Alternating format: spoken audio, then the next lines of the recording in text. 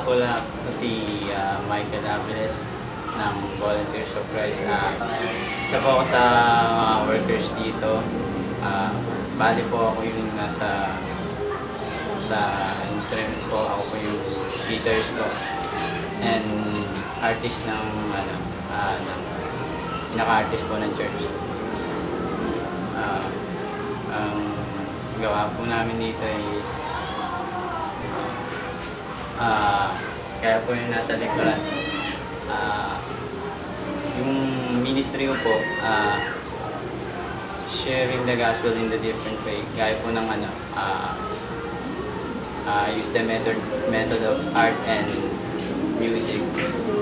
Kasi po, sa panahon ngayon dito, sa lugar na ito, nakita po namin na malakas ang hatak ng music, arts and music po. Goal po namin eh, gusto namin gawin sila,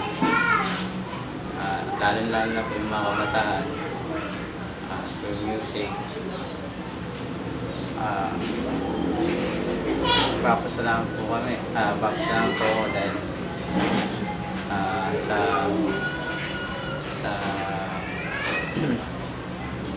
sa maikling panahon na inilangin po namin dito eh, sa kabutihan ng Panginoon kasi tumago kami sa suporta rin po ng mga hiningi po ng Panginoon. Papasalamat po kami sa mga talent po ng mga binigay niyo po sa na binigay po ng Diyos. May iwan ko lang pong isang hamon. I challenge every youth na yung mga workers dyan, ngayon na ang harvest. Kaya gumawa kayo mga brothers and sisters.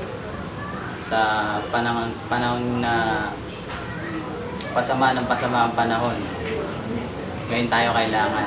Gamitin natin ang kabataan natin sa mas makabuluhang paraan. Sa makadiyos sa pamamaraan. Ilan po.